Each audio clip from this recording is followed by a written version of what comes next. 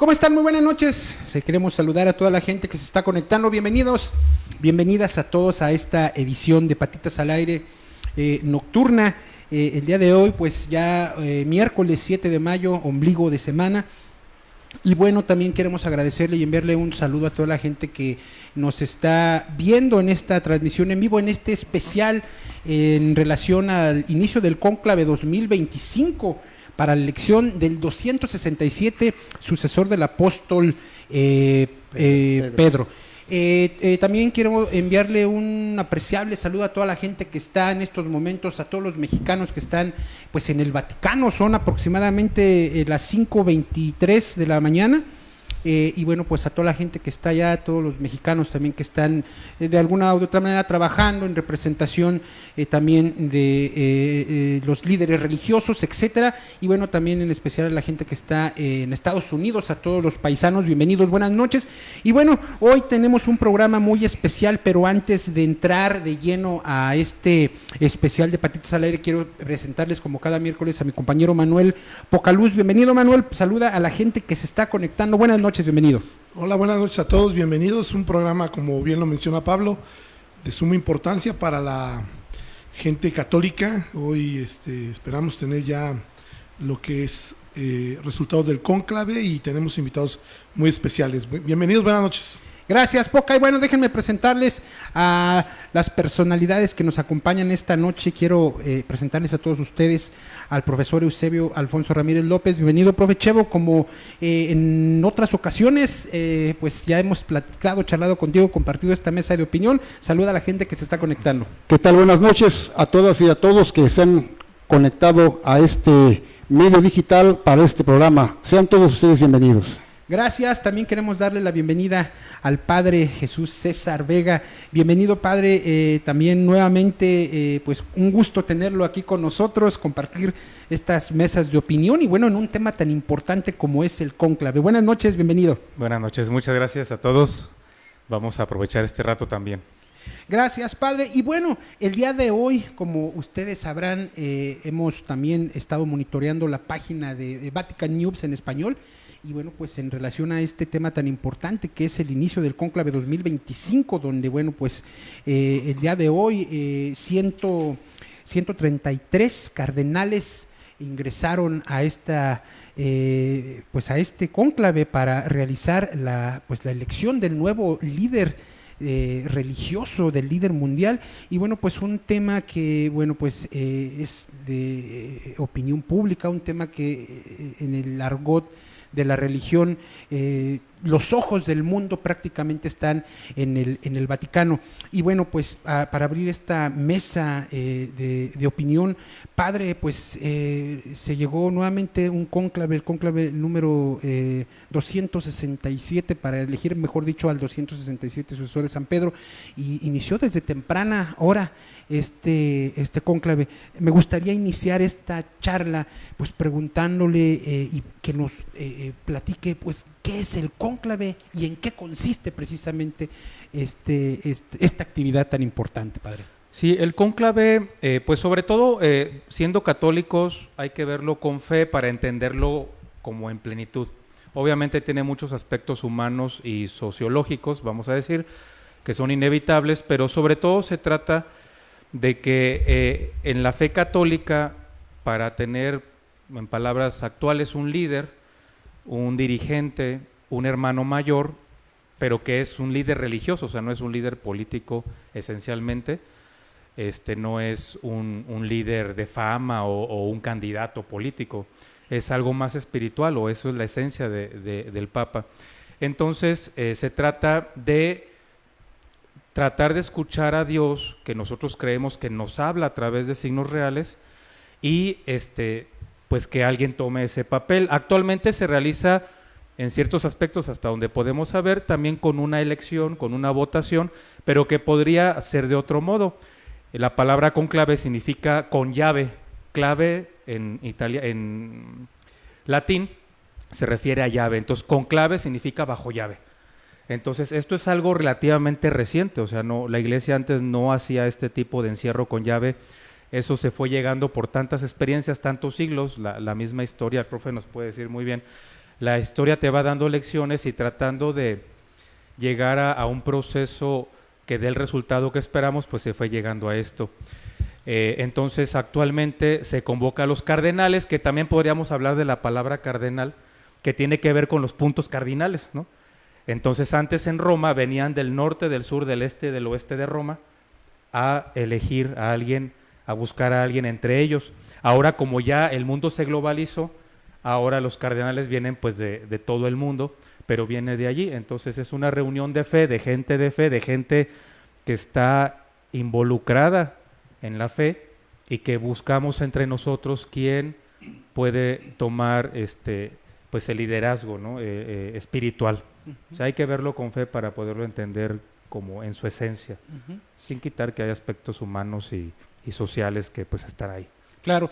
Profe Chevo, bueno, cerca de 30,000 personas el día de hoy estuvieron presentes en la Plaza de San Pedro, exactamente a las 9 de la mañana, perdón, a las 9 de la noche, el día de hoy, si tengo aquí el dato correcto, 9 sí, 9 de la noche. 9 de la noche exactamente, de allá del Vaticano, pues emanó ya la primera fumata de humo negro.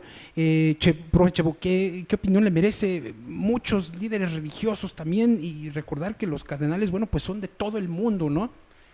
Bien, mira, en esta ocasión creo que son de 71 países los 133 cardenales. La fumata negra nos indica que todavía no ha habido una elección. Según el proceso, bueno, hay que entender también que en los cónclaves se pueden dar sorpresas. Lo que nos indica la fumata negra es que el escrutinio todavía no llega a las 2/3 partes que se requieren. Se requieren, creo, si mal no recuerdo, 89, la tercera parte son 44, pero sumándole las 2/3 partes llega a 89. Lo que el mundo espera es la famosa fumata blanca, cuando nos indica que después de las elecciones, supuestamente son 2 por día las que se realizan, 2 en la mañana y 2 en la tarde, son 4. Sí. Pero aquí quisiera que el padre nos ayudara en caso de que en las 2 primeras o en las 2 primeras ya saliera la cantidad de votos, se irían a otra elección, yo creo que ya con las 2 votaciones, ¿no? Sí, realmente sería cuestión de que la votación se dé como se ha establecido, se podría ya dar un resultado, pero pues es lógico también que viniendo de todo el mundo, con la complejidad del mundo actual, pues las cosas llevan tiempo, o sea, no nos tiene que sorprender, ¿no? Más bien a veces se sorprende en los 2 últimos cónclaves que no se tardaron tanto como se hubieran podido tardar, porque es algo delicado, es algo complejo más que nada. Claro. Manuel Pocaluz. Sí, el Papa Juan Pablo II se tardaron 3 días, creo, aproximadamente. Pues no había nacido yo, pero la verdad. 3 días, el Papa Benedicto creo que fueron... Un día. Un día exacto. Sí. Y el Papa Francisco fue 2 días. Sí. Entonces habla de que ya dentro de los cardenales ya hay una cierta preferencia, o ya tienen completamente definido el perfil del padre, de la persona, de ¿no? la persona que va a quedar como sucesor de San Pedro. Claro. ¿En qué año inició esto, padre? Para tener un contexto más real de esto. Mira, lo he leído, no tengo el año así exacto, pero sí, como en la Edad Media, que fueron grandes reformas de la Iglesia.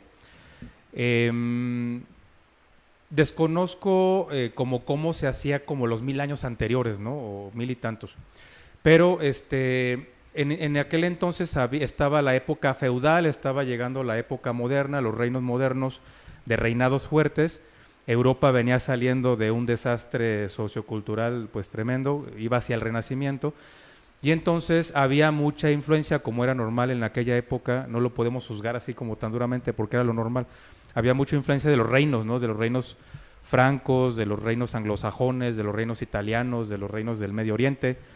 Entonces se trata de buscar una independencia del poder político, de lo que podríamos llamar por práctica poder espiritual, pero que en realidad no debería de buscar un poder, sino una vivencia, una experiencia espiritual del mundo.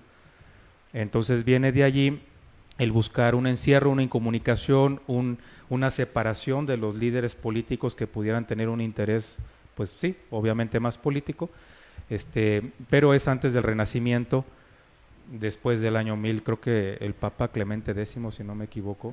Gregorio X. X, sí. creo fue en 1200 y tanto, en el siglo sí. XIII. Exacto, siglo donde XIII. supuestamente duraron 3 años para elegir este papa, y ya después él sentó las bases, no tan como ahora, acertadamente lo dice el padre, pero pues se la pasaban, pues dice la historia que había muchas golpeteos entre ellos, porque no llegaban a acuerdos, que tuvieron en una ocasión hasta que dejarlos sin alimentos para que pudieran ya llegar a un acuerdo. Y creo que desde ahí se ha venido mejorando los procesos. Si mal no recuerdo, en 1996 también el Papa Juan Pablo II le hizo modificaciones, porque hubo temporadas en que se hacían cónclaves que se hacían por aclamación, por compromiso,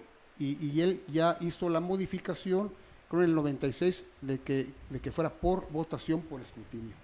Hay un primer momento que inician pues con estas actividades del Cónclave 2025, Padre César, donde los 133 cardenales, ustedes van a estar viendo ahí en su pantalla estas imágenes que, bueno, pues con mucho respeto compartimos con ustedes de Vatican News, y donde, bueno, pues se concentran los 133 cardenales liderados por Prieto Parolin, y que, bueno, pues hoy asume este rol de presidir este cónclave, y bueno, hablar de ese momento tan importante cuando ingresan desde la Capilla Paulina hasta la Capilla Sixtina en este acto del juramento, Padre. Si nos puedes platicar este primer momento, en qué consiste y por qué es tan importante toda esta acompañamiento con los cantos que son tan importantes. Decía San Agustín que quien canta, quien lo hace de verdad, Dios lo escucha 2 veces. ¿Qué opinión te merece? Sí, pues es como poner en este contexto de fe con una ceremonia. La ceremonia pues debería ayudar a hacer la experiencia de fe. Obviamente si alguien se quedara solo en el protocolo, pues se perdería el sentido, pero por eso son personas que ya han sido elegidas. Ahora con el Papa Francisco incluso los cardenales han sido más, podríamos decir, estudiados para que sean personas adecuadas, ¿no? Que ya no sea porque son obispos o arzobispos de una ciudad importante, sino personas que han demostrado ya con su testimonio, y no por buscarlo, sino que su misma vida da el mensaje de que están comprometidos con una fe, y una fe servicial, una fe justa, una fe espiritual. Entonces la ceremonia pues tiene palabras muy específicas en latín, que sigue siendo el idioma oficial de la Iglesia, que unos lo dominan más, unos menos, no sé si alcanzaron a notar eso, es como normal. Luego están los acentos franceses, americanos, latinoamericanos y otros también. Entonces ellos dicen unas palabras que ellos ya han meditado, tienen una predicación, que ahora el predicador es un cardenal, entonces él trata de llevarlos a realmente ponerse en ese contexto espiritual de fe y de lo que nosotros llamamos la escucha al Espíritu Santo. O sea, no vamos a decidir nosotros por lo que queremos nada más viendo el mundo, el plano terrenal. Queremos escuchar qué es lo que Dios quiere. A mí les comentaba en el programa del miércoles de ceniza, el cardenal Felipe Arizmendi, que no entró al cónclave por cuestión de edad, él nos decía a los sacerdotes, ¿qué nos está diciendo Dios o el Espíritu Santo a través del Papa Francisco? O sea, algo nos está diciendo al mundo de hoy. Más allá de que si era el obispo de Argentina y si es muy de la calle, cercano a la gente, algo nos está diciendo a todos, ¿no? Y es lo que los cardenales querían que ellos escuchar y que la gente escuchara. Manuel Poca. Padre, ¿cómo es que en este caso se va incluyendo, como bien lo dice usted, en los puntos cardinales, los cardenales en este caso de Medio Oriente? Porque era es un área totalmente con otras religiones. muy arraigadas completamente por tradiciones y por costumbres. Sabemos que había legiones de monjes que iban a predicar la palabra de Dios. Sí. ¿En qué momento toma fuerza el catolicismo en esas áreas para que ya sea también muy representativo en esta votación del cónclave? En realidad, si uno ve la historia, el profe nos puede también ilustrar ahí. La Iglesia Católica es del Medio Oriente. Su origen es del Medio Oriente, no es occidental. Nosotros la romanizamos, pues porque así es la historia, ¿no? O sea, creo que hay que entenderlo.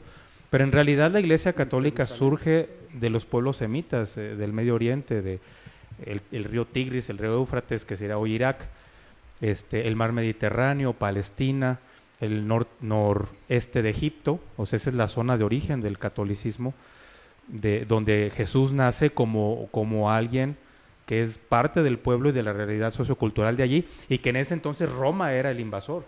Claro. Entonces, la Iglesia Católica siempre en su vida ha estado presente en esos lugares. Luego después, sobre todo con el surgimiento del Islam y cómo se dieron los conflictos, las guerras de religión en su momento, aunque no hay que generalizar, no sería justo, se empieza a perder, se pierde el norte de Europa, no sé si es la palabra perder, pero del norte de Europa, del norte de África, perdón, del norte de África salen santos como San Marcos, que era patriarca de Alejandría, que conoció a los apóstoles en persona, evangelista, era de Alejandría, ¿no?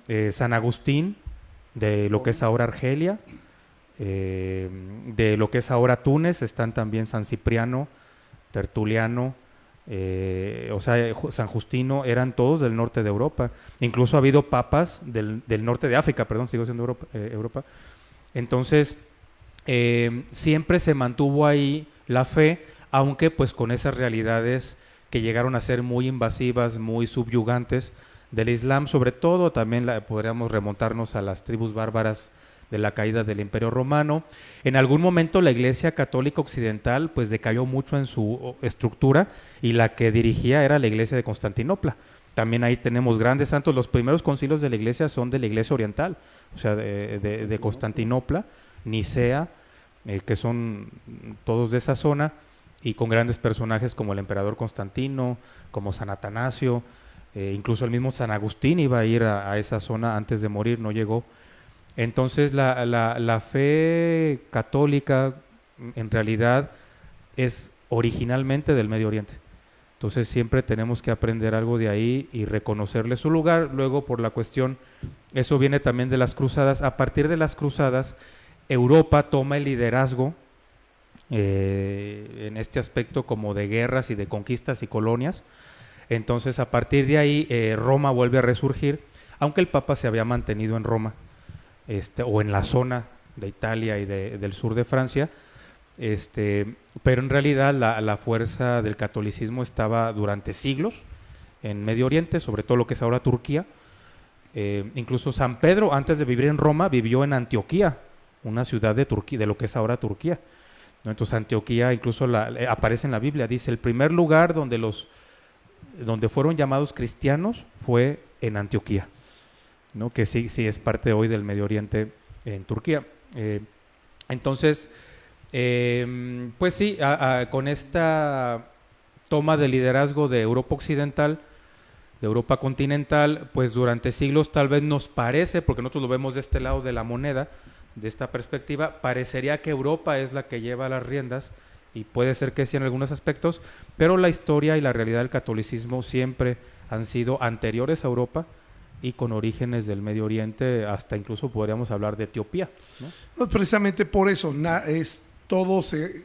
el punto medular es ahí, Israel, Jerusalén, todo.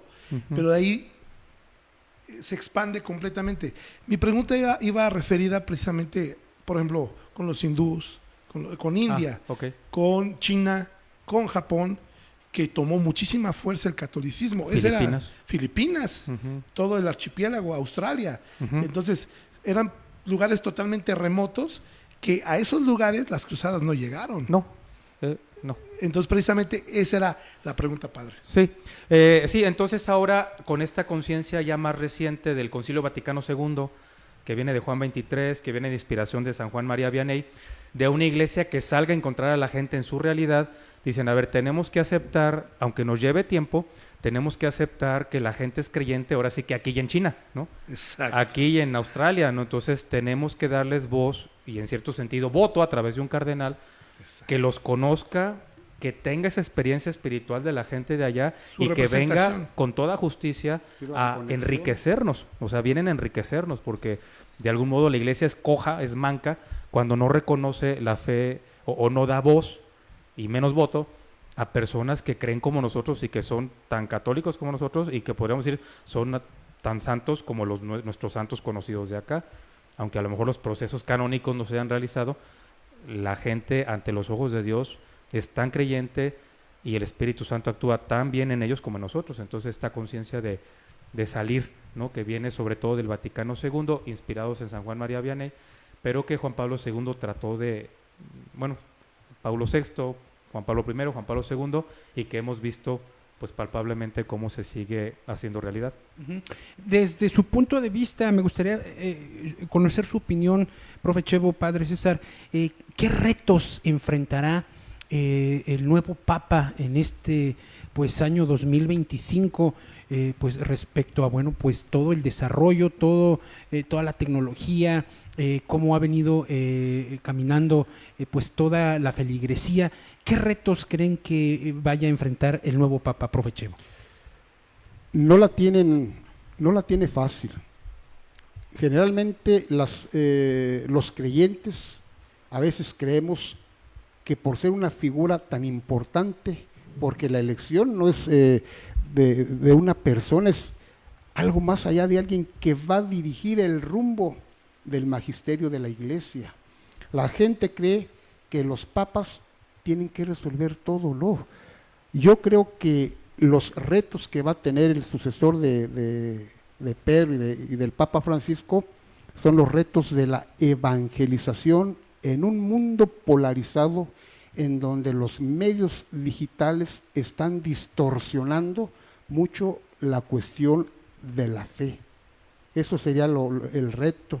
Lograr también un ecumenismo, es decir, la integración de todas las iglesias, escucharlos a todos como lo hizo el Papa Francisco, porque la tienen compleja, se han enfrentado a muchas situaciones que dentro de la misma jerarquía católica, si son vanguardistas, reformistas, los que son tradicionales o conservadores, dentro de la misma jerarquía no están de acuerdo, pero al final de cuentas, cuando termina el cónclave y salen electos, la mayoría de los cardenales le tienen que jurar o prometer obediencia. Padre César. Sí, mira, tratando de resumirlo, el obispo de aquí de Celaya, don Víctor Alejandro, que le mandamos un saludo también, él nos dice algo muy claro: a nosotros nos toca evangelizar.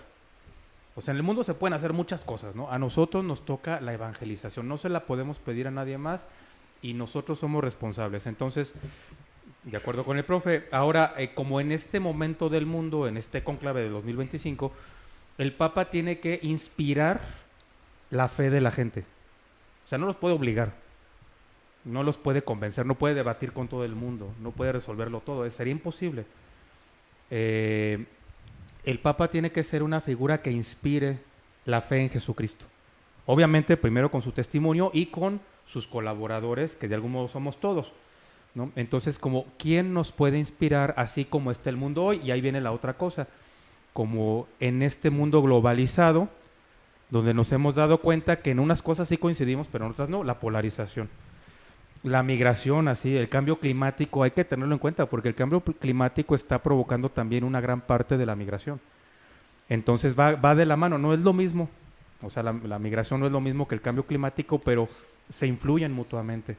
Luego, las injusticias económicas, el sistema económico del mundo ha creado desde hace siglos injusticias, o sea, desigualdades, desproporciones, donde unos tienen mucho, lo tienen todo, y aún así no tienen ganas de vivir algunos, y otros, pues, han dejado que sus países sean saqueados, sean hechos negocio, y los han dejado en una situación de injusticia y de falta de educación y de oportunidad que pues no podemos resolver en un papado, pero algo tenemos que hacer por dignidad humana.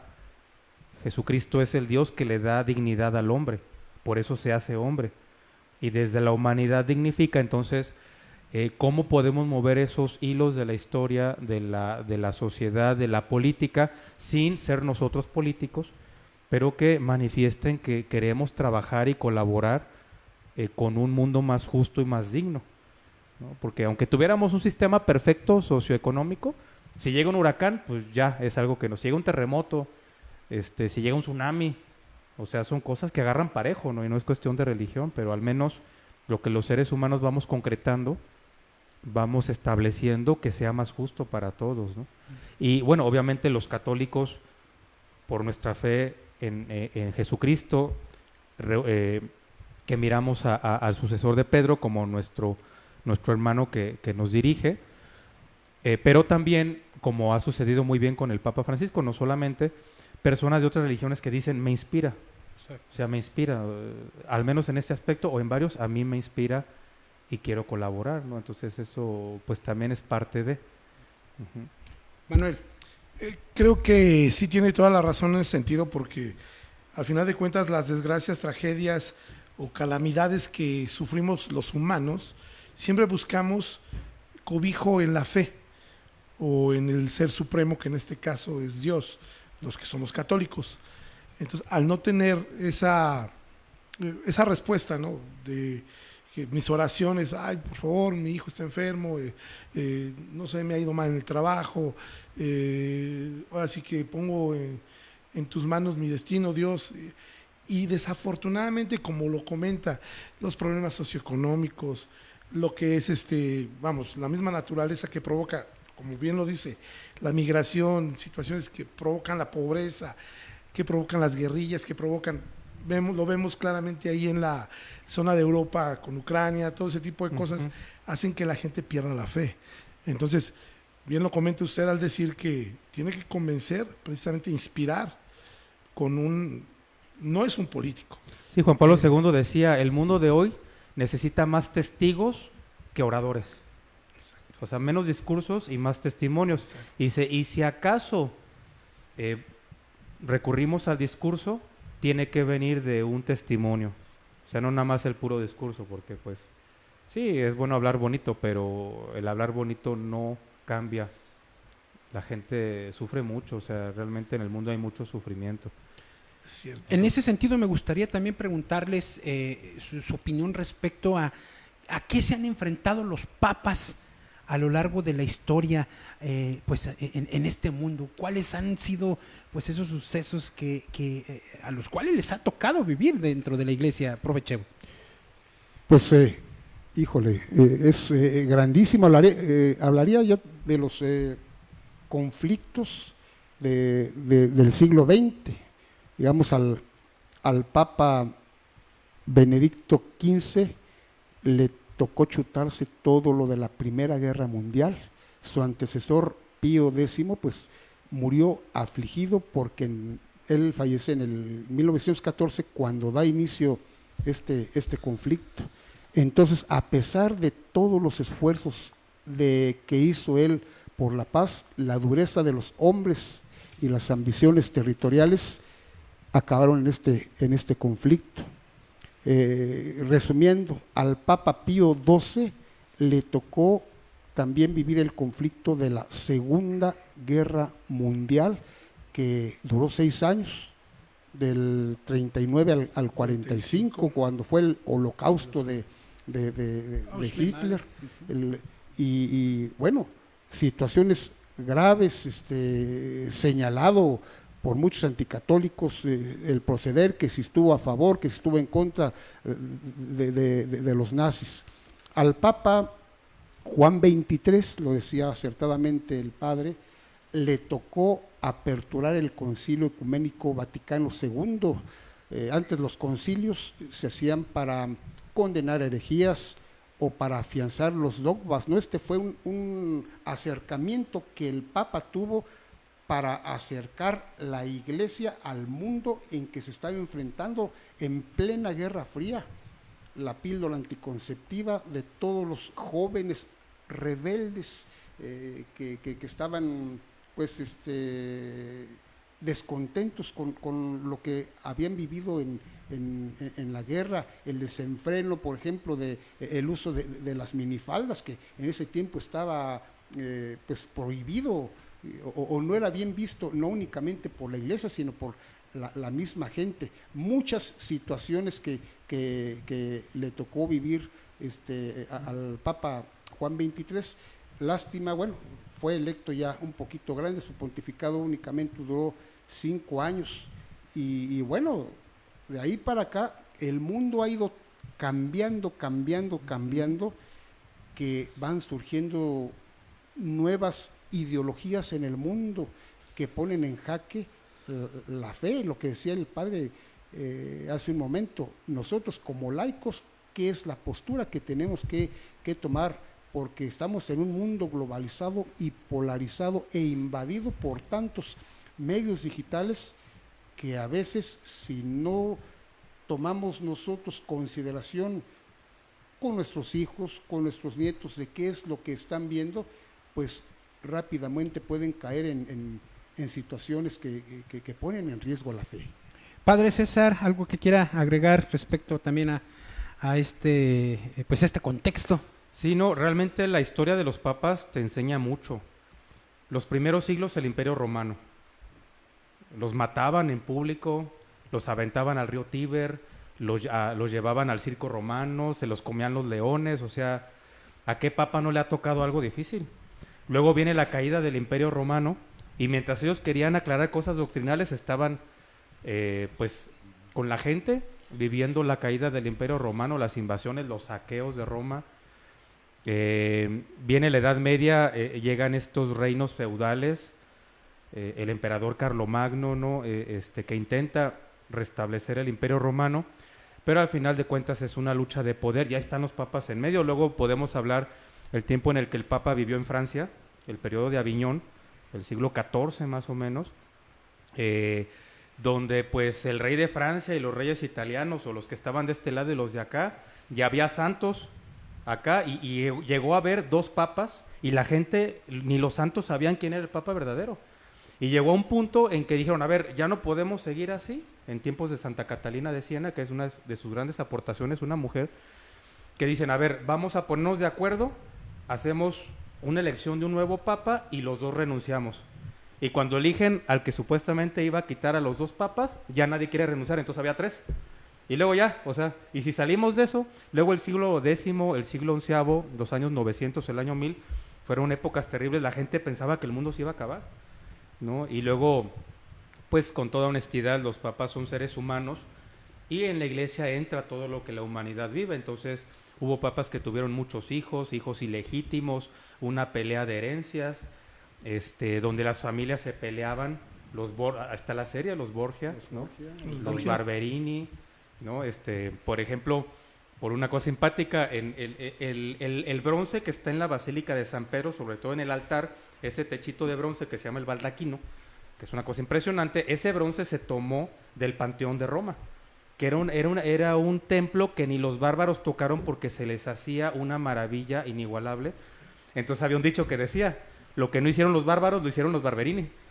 O sea, el saqueo que no hicieron la gente más malvada y más vándala, lo hicieron los papas de los Barberini, todo por una competencia de esplendor y de majestad y de, pues sí, como de demostrarle a los otros que yo hice más que tú, de que yo tuve más poder que tú.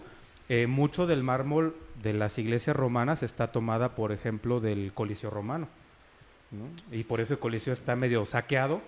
Todo el mundo lo saqueó, pero también hubo épocas en que la iglesia, bajo la dirección de ciertos papas, pues se veía de otro modo. O sea, ahorita tal vez no lo entenderíamos si no estudiamos el contexto, pero al final pues tomaron ¿cómo se llama? El mármol o el bronce de edificios milenarios emblemáticos, simplemente por competir, pues por poder y por la esplendor. fastuosidad, Ajá. ¿no? Entonces también esa lucha interna de que el Papa también tiene que buscar su fe porque es un hombre.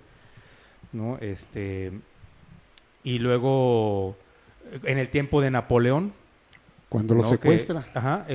Lo secuestra al Papa, y antes el Papa coronaba al emperador y Napoleón le quitó la corona y dice, no, yo me corono solito. O sea, usted no es más que yo. O sea, ¿a qué Papa no le ha tocado? Y luego la unificación italiana, eso a lo mejor no lo conocemos mucho, El Pío IX Pío IX. le toca la guerra donde al Papa lo derrotan y le quitan el territorio que se llamaban los Estados Pontificios, que era un reino, y queda como prisionero, como perdedor de la guerra, queda encerrado de ahí surge con el tiempo la Ciudad del Vaticano. Pero que le toca perder una guerra en pleno concilio. O sea, el Concilio Vaticano I se tiene que suspender porque simplemente se pierde la guerra, se unifican los reinos italianos, y el Papa se vuelve pues como un prisionero de guerra en el sentido político, ¿no? Ahorita que mencionó al Papa Pío IX, sí le tocó una época difícil. La historia nos dice que un presidente de México, José Joaquín Herrera, y su ministro de Relaciones, Mariano Otero, cuando se dieron cuenta de esta situación, invitó al Papa a venir a radicar a México. Y no solamente lo invitó, sino que le ofertaron, le llevaron dinero para que se ayudara, porque estuvo agüitado, estuvo como prisionero, le tocó una época muy, muy difícil.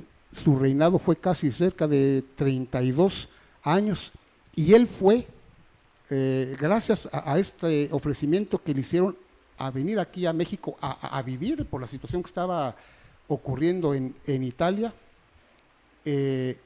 Sacó la frase que después el Papa Juan Pablo II diría en su visita en 1979: México siempre fiel.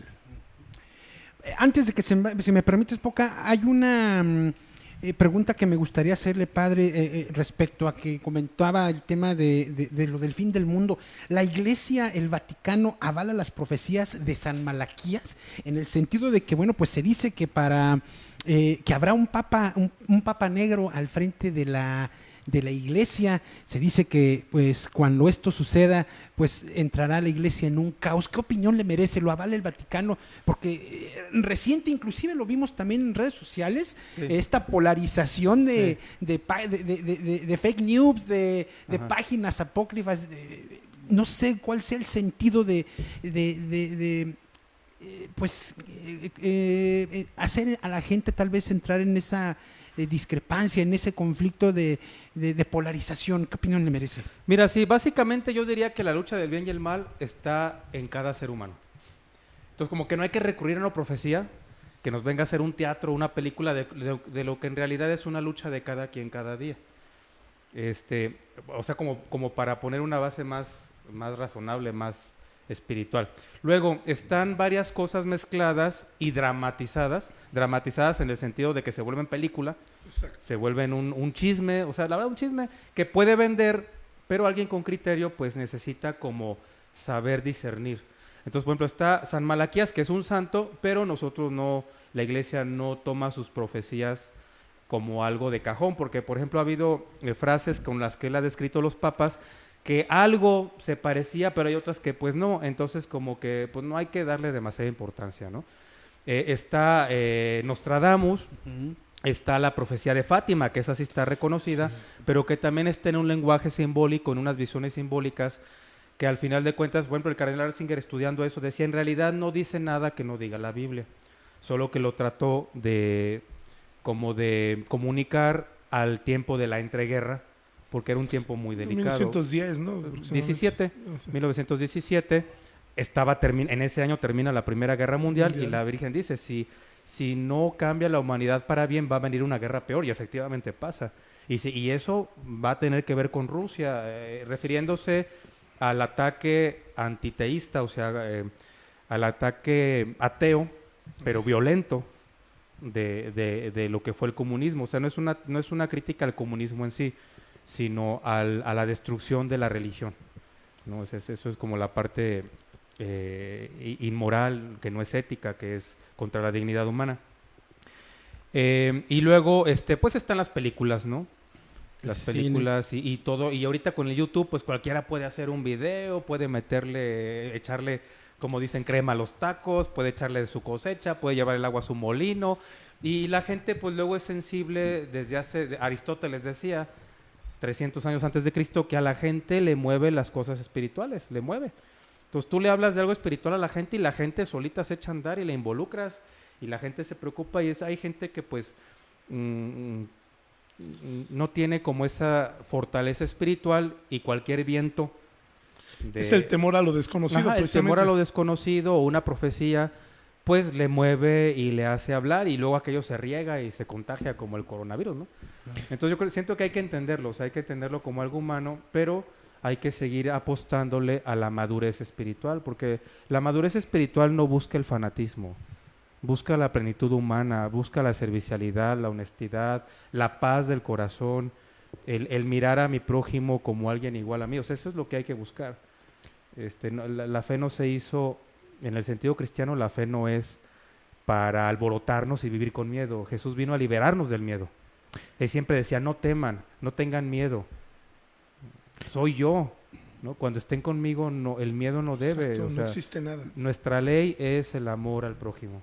Esa es la manifestación más clara del amor a Dios, es el amor al prójimo. Entonces, lo que nos lleve a amar al prójimo, no un amor de telenovela ni romantizado, o sea, a ver, yo quiero ser bueno contigo y hasta estoy dispuesto a sacrificarme para que tú estés bien.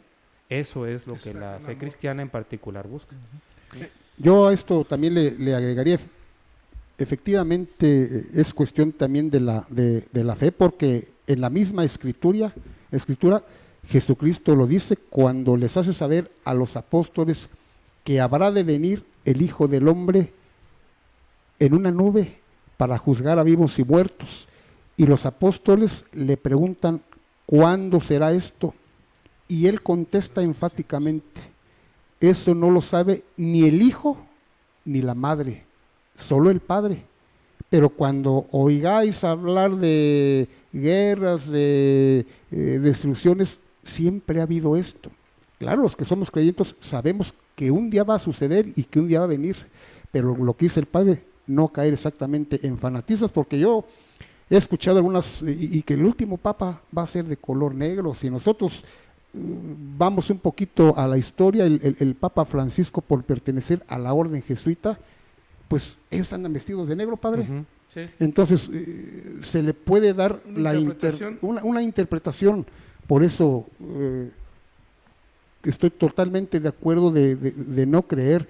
Algunas cuestiones le pudieron haber salido a San Malaquías, por ejemplo, que el Papa de la media luna, el Papa, su reinado de Juan Pablo I fueron 33 días y se pasó porque pues pasó del ciclo lunar. Sí, dicen que cuando nació la luna estaba en cuarto menguante y que cuando terminó su papado en cuarto creciente, ahí como que le medio atinó.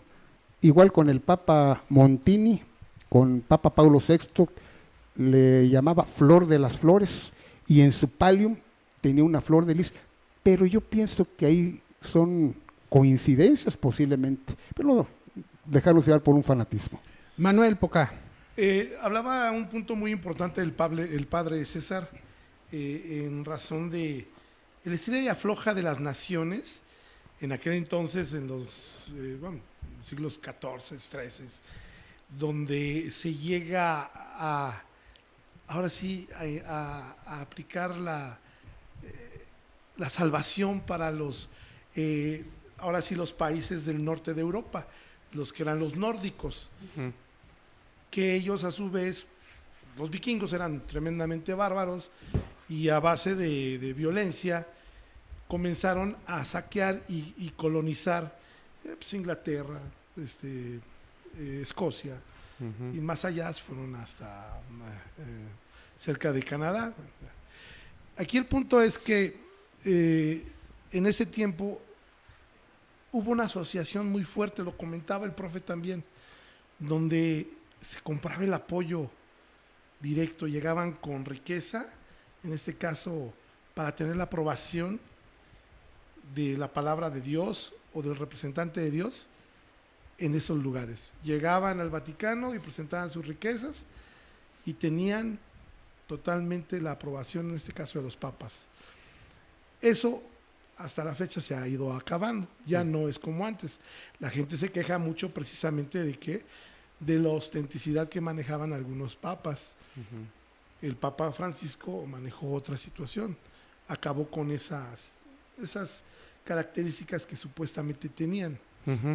Al final de cuentas, esas situaciones son las que le pegan mucho también a los papas. ¿Cómo ha ido o cómo ve la iglesia desde adentro esta situación? Usted comentaba ahorita que pues saquearon el Coliseo, pusieron el mármol ostentoso, lo pusieron en sus... ¿Cómo lo ve ahora la iglesia esto? Ya cómo ve esa parte de no utilizar o tener las cadenas, las medallas, todo ese tipo de cosas, para poder tener el convencimiento, en este caso, de los feligreses. Sí, pues sobre todo se trata de inspirarnos en Jesucristo. Nosotros creemos que su Espíritu nos habla y nos llama a ser como Él en la medida que cada quien podría seguirlo. O sea, obviamente si alguien está casado, es un empresario, pues no va a andar en chanclas y en greña larga. Pero, o sea, ¿cómo puede ser un buen prójimo? ¿Cómo puede comprender? ¿Cómo puede colaborar? ¿Cómo puede dar de comer como Jesús dio de comer? ¿Cómo puede ser una diversión sana? O sea, me estoy refiriendo a aspectos que todos podemos vivir.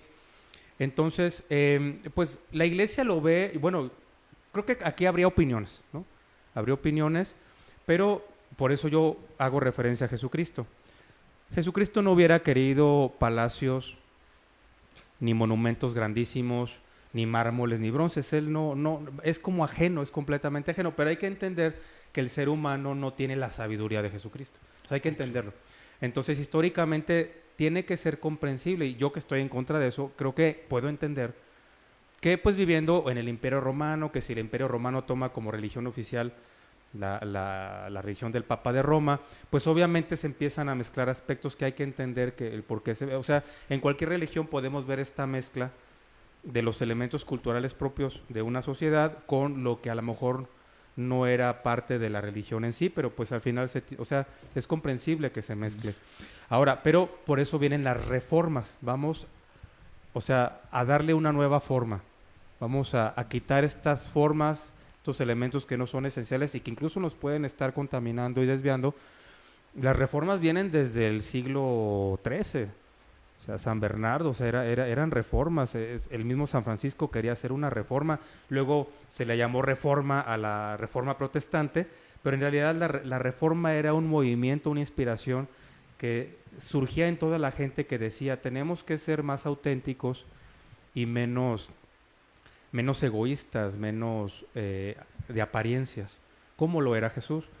Entonces, ahorita, en realidad los papas han ido progresivamente recurriendo a muestras de austeridad, no por quedar bien, o sea, por coherencia. Sí, por las reformas. Ajá, por ejemplo, la tiara, no sé si, a lo mejor la gente ya ni sabe lo que es la tiara.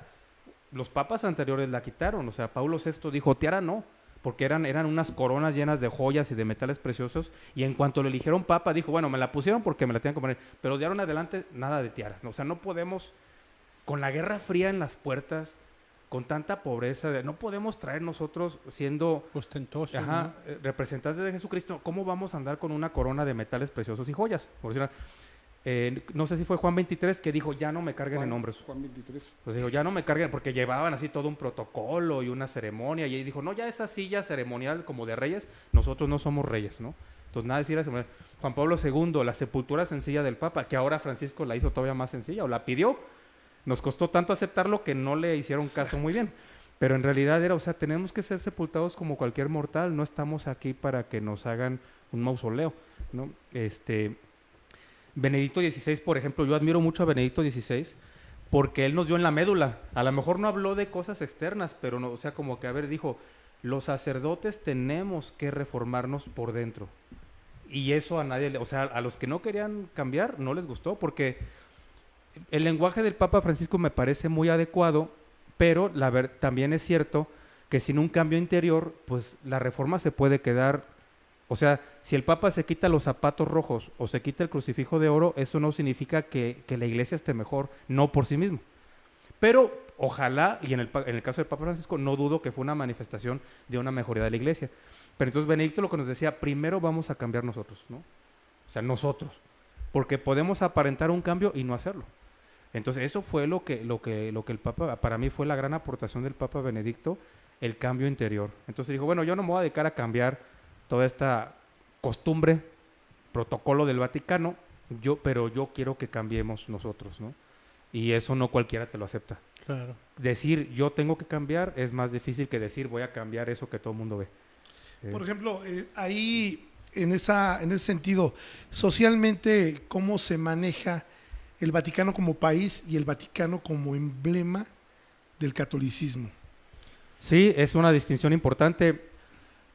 En el lenguaje religioso le llamamos la sede apostólica o la Santa Sede, porque donde haya habido un apóstol se podía hablar de una sede apostólica, o sea, allí hubo un apóstol, Exacto. por ejemplo en Alejandría, ¿no? Ajá. Bueno, estuvo San Marcos, ¿no? Pero por ejemplo en Constantinopla, lo que es ahora Estambul, podíamos hablar de una sede apostólica porque era la sede de San Andrés, según la tradición, ¿no? Entonces, nosotros le llamamos la Santa Sede, o sea, allí ejercía su ministerio un apóstol. Entonces nuestra fe es apostólica. Nosotros no conocimos a Jesús directamente, lo conocimos por el testimonio de los apóstoles, que creemos que estaban ayudados por su Espíritu, el Espíritu Santo. Entonces, luego, ahora en tiempos modernos, en tiempos casi modernos, estaban los estados pontificios, ¿no? O sea, era este reino donde el Papa era rey. Para bien o para mal, la unificación italiana acabó con ese reino. Entonces, ya en el tiempo de Pío XII, antes de la Segunda Guerra Mundial, surge esta idea de tenemos que darle independencia a la Iglesia católica, pero no poder. Pero la misma Iglesia lo pedía.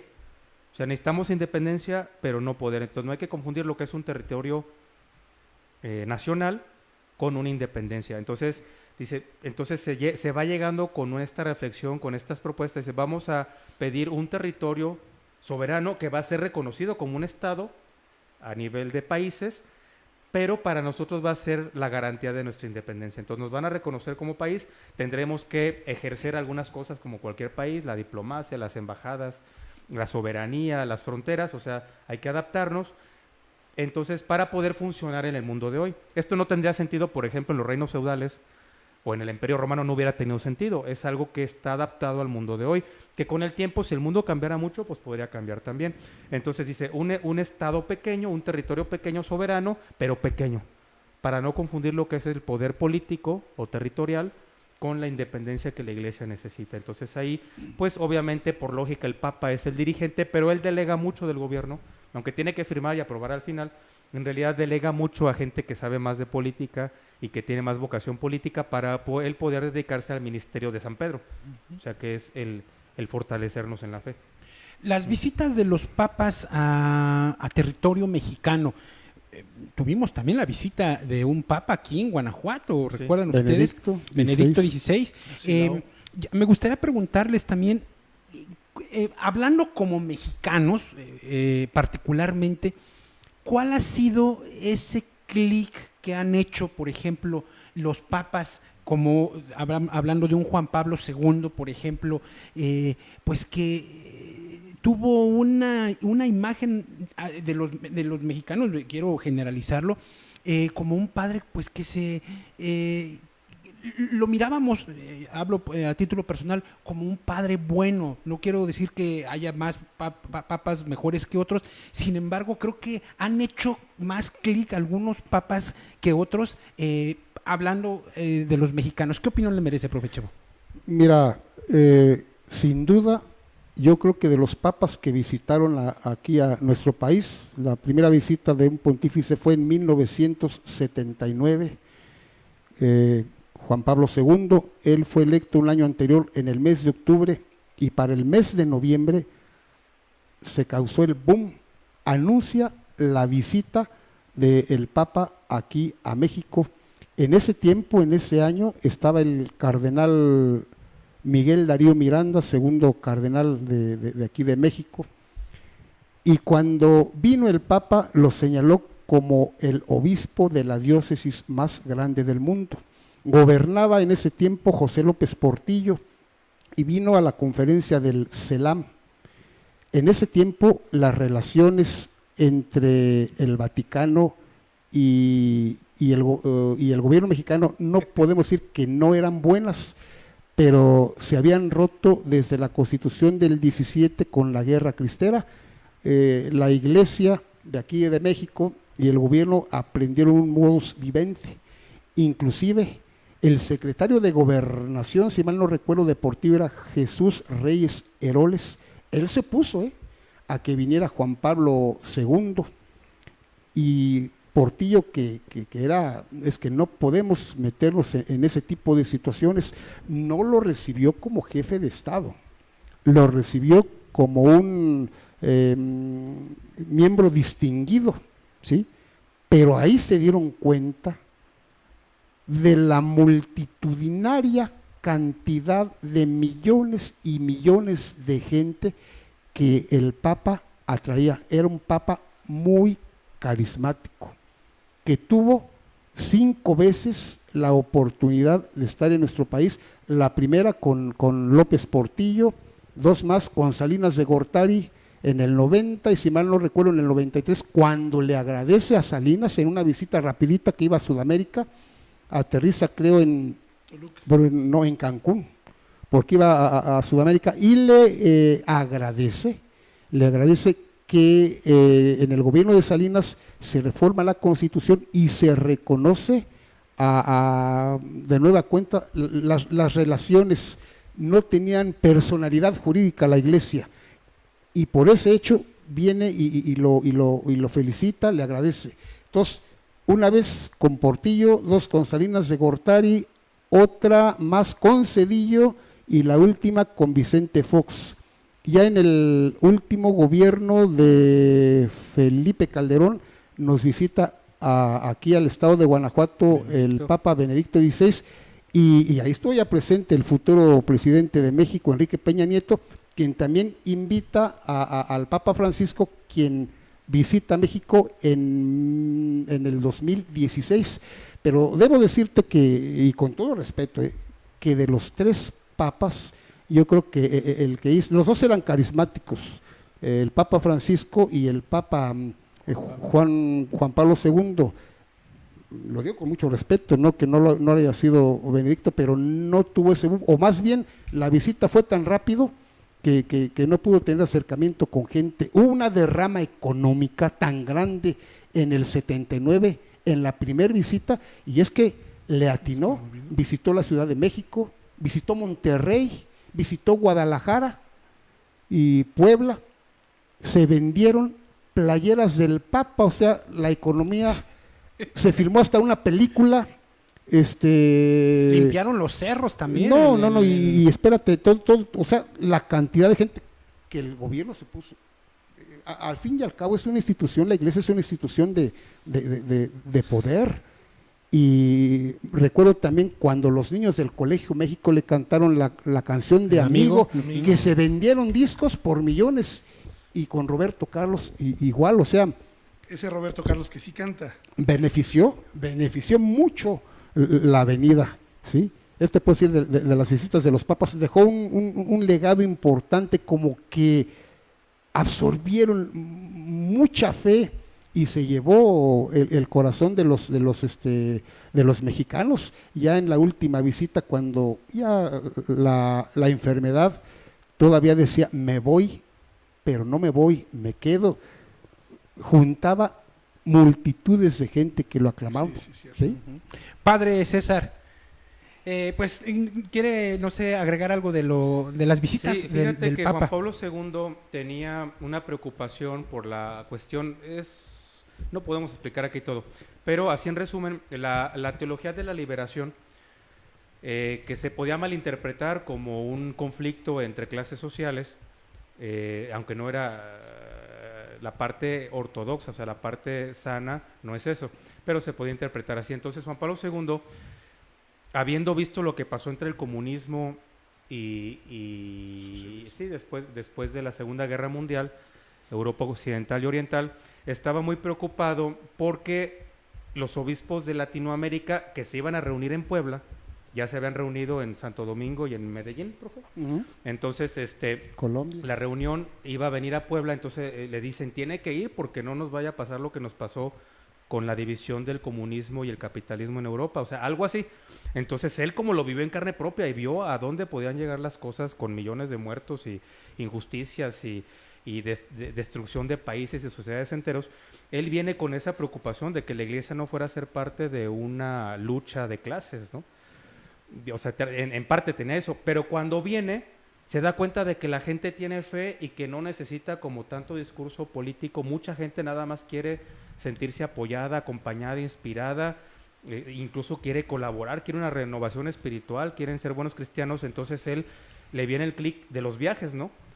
Porque de algún modo podríamos decir que fue providencial. El primer viaje del Papa Juan Pablo II era por motivos más teológicos, pero se da cuenta de que tiene que salir a lo pastoral. Entonces, a partir de ahí, Juan Pablo II cambia su programa. El Papa Viajero. Ajá, entonces se conoce como el Papa Viajero, pero no era su idea. Hasta los espejitos, ¿se acuerdan de cuando iba llegando a modos México? tan sencillos de decir, aquí estamos y Incluso aquí vivimos. esa innovación del papamóvil que se aplicó aquí en México. Bueno, hubo un atentado también contra el padre Juan Pablo II. Sí, exacto. Sí, sí, en 17 Roma. de mayo. Coincidió con, El con lo 13 de de la, mayo, perdón. con lo de la Virgen de Fátima, con las profecías, pero sí, efectivamente, aquí en Latinoamérica se dio mucho por la cuestión de las guerrillas, que algunos obispos se vieron involucrados. Aquí México no fue la excepción, tuvimos un obispo, si mal no recuerdo, de Cuernavaca, Sergio Méndez Arceo, quien fue reprendido por el Papa Juan Pablo.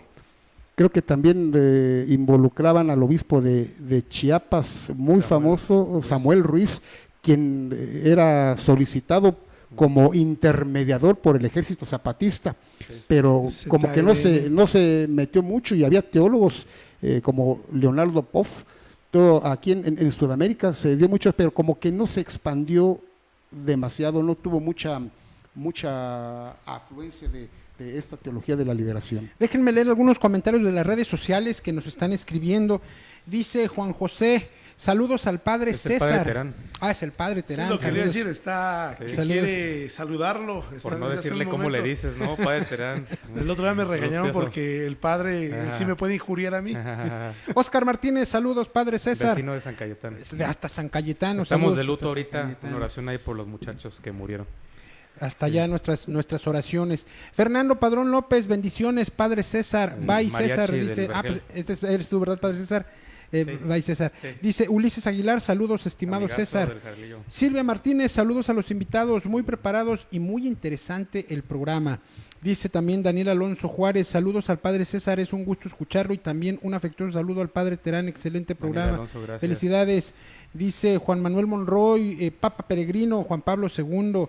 Bueno, muy interesante, de verdad muy interesante estos comentarios y estos pasajes históricos que nos están mencionando. También Anita, también una felicitación por esta edición que nos Merece estás un aumento de compartiendo. sueldo.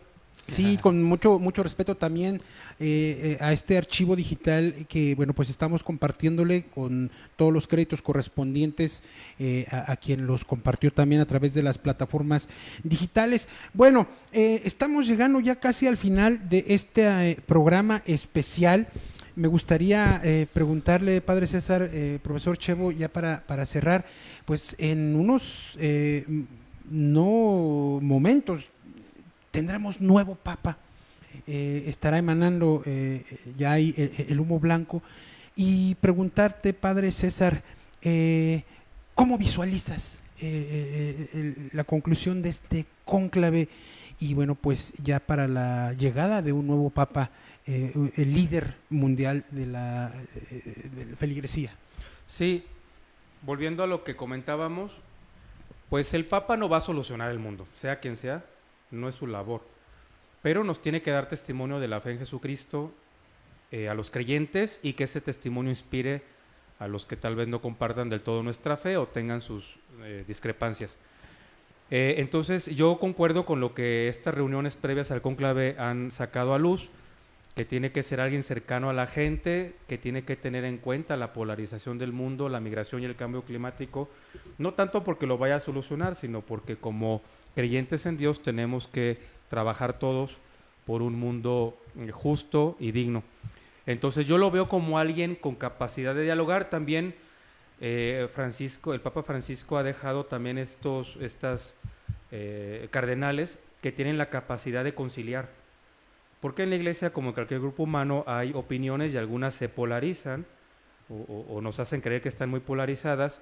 Y al final es una cosa que hay que ser muy realista y tenerlo en cuenta, y alguien que pueda mantener el diálogo y el enriquecimiento mutuo entre las visiones diferentes que hay de la iglesia o de concreciones ya muy específicas de temas que son delicados, ¿no? Entonces lo veo como alguien conciliador, como alguien auténtico, como alguien pastoral, o sea, en el sentido de que sabe comunicarse con la gente, ¿no? Perfecto, ¿no? Porque, por ejemplo, la película de Cónclave tiene frases muy buenas, ¿no? Más allá de que es una película, tiene sus aspectos dramáticos. Hay una frase muy buena que dice: nosotros todos servimos a un ideal, pero ninguno de nosotros es el ideal. Entonces hay que saber mirar con humanidad al Papa y a sus colaboradores y a los cardenales. Somos seres humanos, todos queremos servir un ideal, pero ninguno de nosotros va a ser el ideal. Eso me parece algo muy bueno de la película, por otras cosas también. Profe Chevo. Yo creo que todos tienen la capacidad para dirigir la Iglesia Católica, todos, porque son doctores, la mayoría son doctores teológicos. Si a mí me preguntas, bueno, ¿cómo te gustaría que fuera el nuevo Papa? Los trajes a la medida no existen. Cuando compras un traje o te queda largo, te queda corto, lo mandas al sastre. Lo ajustas, así es. Pero a mí si a mí me preguntas, y lo digo con mucho respeto, me gustaría que el nuevo Papa tuviera el carisma de Juan Pablo II y de la humildad y también el carisma de Francisco y lo dogmático teológico de Benedicto XVI. Es difícil, pero cualquiera que salga, yo creo que va a ser un digno representante de la Iglesia Católica, y que los cardenales, inspirados por la luz del Espíritu Santo, sabrán a elegir a ese pastor que todos ansiamos que ya llegue. Gracias. Un comentario final, Poca. Pues agradecer aquí a los grandes conocedores de el tema. La verdad es un placer. Sí. Lo vuelvo a repetir, lo he dicho, y ahorita ya me dijo mi amigo el padre Juan José Terán, dijo que estás como con la maestra Esperanza, ¿sí? Con la boca abierta, aprendiéndole. Pues claro, por eso tenemos buenos ponentes. Juan José Terán, te quiero mucho, ya lo sabes. Saludos al padre Terán. Allá hasta Atlanta, Georgia. A ver cuándo viene el temazcal. Te mando un fuerte saludo, hermano. Sabes que te quiero, pero te queremos mucho, Juan José. Pero luego me tiras muy feo. Sí, efectivamente, que no voy a abrir la boca y que no voy a estar así con la atención. Si tengo unos ponentes excelentes, la verdad. Agradecido con Dios, agradecido con la vida de que me dé esta oportunidad de aprender. No termino de aprender nunca en esos programas. Y esperemos que, como bien lo dice el profe, tener un papa con todas esas características de los antecesores, los últimos tres, que es lo más cercano que hemos vivido. Realmente la humildad que tenía Francisco, el carisma que tenía Juan Pablo, lo dogmático que tenía Benedicto. La verdad sería súper genial. Y la verdad no se crean tanto esas de las profecías, porque sí luego crean situaciones que no son sanas, no son buenas. Yo creo que hay que creer primero en la palabra de Dios y confiar en eso. Sí, hablando, si me permiten, claro, de dirigir la iglesia. En realidad, como el profe decía, muchos pueden dirigir la iglesia. De hecho, la iglesia se dirige en las diócesis. Cada obispo es un dirigente de la iglesia y los presbíteros le ayudamos a dirigir la iglesia y todos tratamos de vivir la fe. Una diócesis es una iglesia completa. O sea, en el buen sentido, no necesitamos que haya un papa en funciones en Roma para nosotros vivir nuestra fe aquí. Eso al final me gusta. Otra cosa de la película que me gusta, que es un poco fantasiosa, pero eso me parece una inspiración muy buena. No quiero ser un spoiler, pero dice, a ver, nosotros tenemos que elegir el bien, nosotros, ¿no? La lucha entre el bien y el mal está aquí en cada uno de nosotros, no está ni siquiera como en el cónclave en sí mismo. Está en cada uno de nosotros, ¿no? Y, por ejemplo, siendo muy honestos, si yo tengo un vicio y todavía no me lo quito, pues quede quien quede, no va a depender de eso. Exacto. Uno mismo. Si la situación de esta violencia tan difícil de México y no solo, pues no va a depender de quién resulte electo. Las familias se tienen que reformar, el corazón de los mexicanos se tiene que reformar. Los valores. Ajá, la cuestión de migración, ya la cuestión en sí de tener que cruzar fronteras y morirse en el camino y muchas cosas. Y luego los discursos, las narrativas de agresión, de rechazo a los migrantes, pues no, o sea, eso no va a cambiar, sea quien sea el Papa, y cuál sea su color, y cuál sea su país, y si tiene los ojitos rasgados, o el pelo chino, o está pelón, o sea, hay cosas que nosotros tenemos que resolver aquí. ¿Qué tanto amalgama el séptimo arte, padre, o qué tanto aleja, qué tanto acerca el cine, las películas, la literatura de fantasía como Dan Brown, por ejemplo, Ajá. ¿no? Donde pues se conjuga, digamos, la ciencia con el arte, con la religión, y que luego nos acerca a devorar libros, por ejemplo, ¿no? Sí. El Código Da Vinci, Sí. Ángeles y Demonios, las propias películas. Desde tu punto de vista, ¿qué tanto amalgama a la religión, a la feligresía, a los creyentes? Yo creo que nos haga pensar está bien, que nos active la crítica sana está bien. Luego nada más hay que aprender, de todo se puede aprender. Incluso de una crítica injusta se puede aprender algo. De una manipulación histórica o incluso ideológica, si uno queriendo puede aprender. O sea, bueno, ¿qué hay de justo? ¿Qué hay de inspirador? Realmente, ¿cuál es la pregunta que sí me hace de vida esta película o este libro o esta dramatización o esta moda de las redes sociales, ¿no? Porque las redes sociales ahorita se mueven de volada. Claro. Te aseguro que dentro de unos pocos meses el cónclave va a ser historia. Y ahorita todo el mundo, las casas de apuestas están ganando un dineral. Y al final, pues mira, eso no lo podemos cambiar. Entonces hay que decir, bueno, ¿con qué me quedo? O sea, ¿qué me ayuda a mí de esto? Creo que eso es lo importante. La óptica con la que tú lo quieras tomar, qué óptica le vas a poner y cómo lo percibes y sobre todo cómo lo vas a aplicar. Bastante interesante. Bueno, pues nos alargamos un poquito en este programa de edición especial Cónclave 2025, pues estaremos muy a la expectativa, monitoreando también el canal del Vaticano en tiempo real con todos estos resultados. Y bueno, déjenme leerles un comunicado que me pasó. La producción dice: Apostólica Sedes Vacants, Cónclave primera fumata negra. Tras una larga espera, a las 21 horas llegó el humo negro, indicando que los 133 cardenales electores no han elegido aún al nuevo Papa. Mañana por la mañana, jueves 8 de mayo, los cardenales electores se reunirán antes de las 8 de la mañana en el Palacio Apostólico para celebrar la Santa Misa y las laudes en la Capilla Paulina. Luego se retirarán a la Capilla Sixtina a las 9:15 para recitar la hora media y luego procederán a la votación nuevamente. Pues bueno, vamos a estarles nosotros llevando también esta información en tiempo real. Estaremos monitoreando el canal del Vaticano. Y bueno, también quiero agradecerle muy especial también hoy a nuestros dos invitados, Padre César, profesor Eusebio, como siempre, pues una plática muy interesante. De verdad que uno no deja de aprender con todos estos pasajes históricos también que nos hacen recordar, que nos ponen sobre la mesa esas perspectivas, esas aristas de lo bueno, de lo malo, de la crítica, de lo que también deberíamos de conocer para sacar un buen criterio los creyentes, ¿no? Agradecerle también al equipo técnico, a Ana Núñez también ahí, que se le rifó muy padre Excelente en trabajo. las imágenes Gracias, de Ana. acompañamiento. Gracias, Anita, también a Marco Ramírez aquí en cámara, que hoy nos está acompañando. Y bueno, también agradecer a todos ustedes su compañía en esta edición especial de Patitas al Aire, invitarlos a que sigan las próximas transmisiones. Nos vemos el próximo miércoles también con otro programa de Patitas al Aire. Y Poca. El padre Terán, que tiene una duda, me dijo que ¿por qué en algunas religiones no toman café? Buena pregunta. La verdad no lo sé. Sé que hay algunas que no, pero ¿por qué? ¿Y por qué me preguntan? ¿Por qué? Que se Me ponga a dijo investigar. que se lo él. preguntara.